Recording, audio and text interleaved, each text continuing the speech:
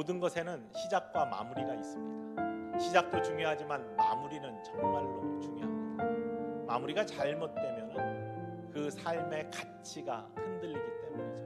마지막까지 아름다워야지 그 모든 과정들이 아름다울 수 있는 것이죠.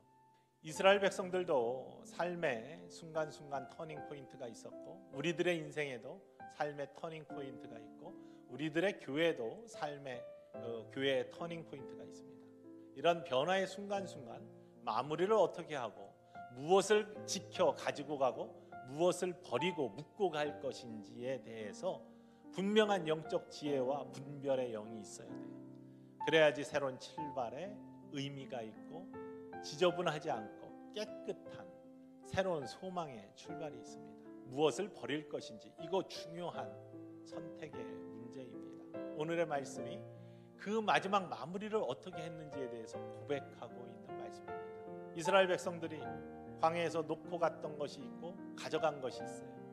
이것들을 비교하면서 우리들이 놓고 가야 될 것과 이어서 가져가야 될 것을 분별해 보기를 원합니다. 첫 번째는요, 감사는 가져가고 어두움은 놓고 가기를 원합니다. 이스라엘 백성들은 광야에서 정말 기대치 않았던 하나님의 은혜를 많이 경험했습니다. 가장 먼저 경험한 것이 뭐예요? 홍해가 갈라지는 경험. 앞에 막혀있던 것들이 열려지는 경험을 했어요. 우리도 인생에서 때로는 막혀지는 것들이 열려지는 경험들이 있어요.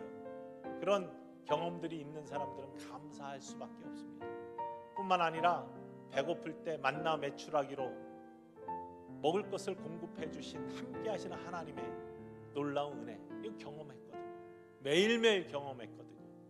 감사가 넘쳤어요. 뿐만 아니라 갈증이 났을 때, 반석을 칠 때 물이 쏟아지고 쓴물이 단물로 바뀌는 마라의 기적들을 체험하면서 이스라엘 백성들은 감사할 수 있었어요. 쉬지 않고 기도하고 범사에 감사하는 이 감사는 하나님의 뜻이기 때문에 우리가 가져가야 될 축복의 모습이라고 마음속에 깊이 새기실 수 있기를 원합니다. 오늘 맥추감사주일로 지내는데요, 맥추감사주일은 첫 소산에 대한 감사, 첫 번째 것. 여러분, 첫 번째 것이 얼마나 귀중합니까? 이스라엘 백성들은 그 척박한 땅에서 첫 소산물을 가졌을 때의 그 기쁨을 잊지 아니하고 하나님 앞에 늘 감사로 올려드렸어요. 그러나 이스라엘 백성들에게는 광야의 시대에 많은 어두움이 있었습니다. 먼저는요, 조금만 불편해도 불평과 불만이 가득했어요. 조금만 목말라도 하나님을 원망하고 모세를 원망했어요. 그러나 광야에서 가나안을 넘어가는 순간 그들은 이 모든 것들을 잊어버렸어요. 더 이상 기억하지 않았어요. 하나님의 은혜만 남아있고 나머지 어두운 것들은 묻어버렸습니다. 아름다운 마무리는요, 가져갈 거 가져가고 묻어야 될 건 묻는 거예요. 두 번째 모습은요, 영성은 가져가야 돼요.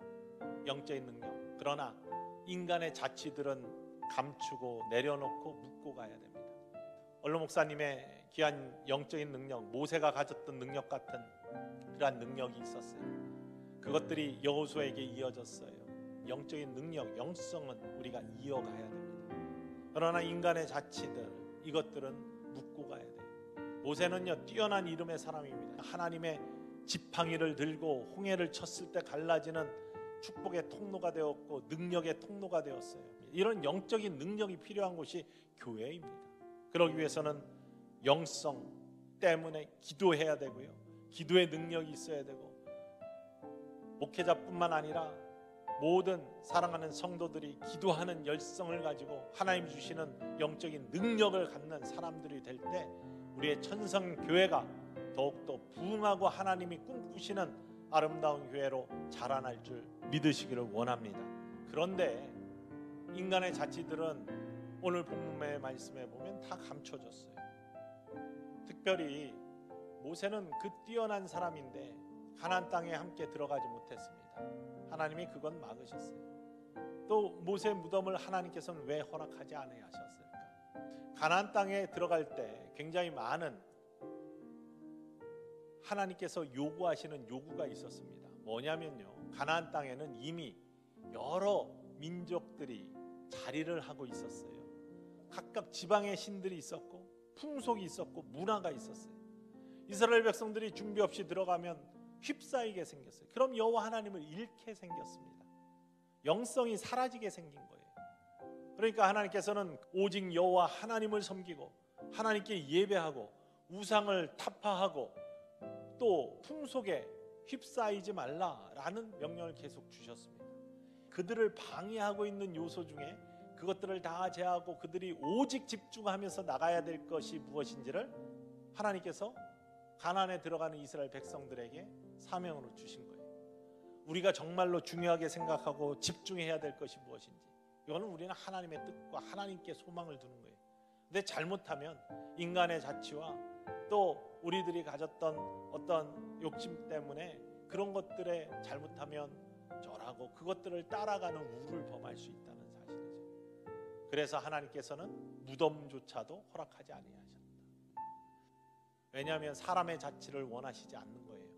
하나님은 하나님의 영광만 남아있기 원하고 하나님의 소망이 남아있기 원하고 하나님의 뜻이 남아있기를 원하시는 거예요. 우리 믿는 사람들이 자칫 잘못하면 범할 수 있는 내가 이거 이루었다, 내가 이거 이루었다, 이거 하면 안 돼요. 우리들은요, 오직 나는 하나님의 은혜의 통로입니다. 하나님의 사역의 통로입니다. 나를 쓰심으로 말미암아 하나님의 일들이 이루어지는 것을 내가 믿습니다 라고 고백하는 것이 진정한 믿음의 사람들의 고백이 되어야 될 줄 믿습니다. 우리는요, 그래서 영성은 가져가야 돼요. 영적인 능력은 가져가야 돼요. 엘리야가 회오리바람을 타고 싹 사라졌을 때 엘리사는 두려웠어요. 그런데 하나님께 기도한 그대로 나에게도 갑절의 능력을 주신 줄 믿습니다 하면서 자기 옷을 찢어버리고 엘리야의 겉옷 떨어진 것을 주워서 돌돌 말아서 요단을 다시 치면서 건너니까 물이 갈라지는 놀라운 역사가 이루어지고 갑절의 능력이 생겼다는 거예요. 우리들은요, 하나님께 이렇게 간구하기를 원합니다. 하나님의 성령의 놀라운 능력이 임하심으로 말미암아 여러분들이 갑절의 능력으로 이전에 우리의 윗세대의 어르신들보다도 더 능력 있는 하나님의 전을 이루어 가시는 축복의 통로가, 사역의 통로가 되어 주시기를 주님의 이름으로 간절히 축원을 드립니다.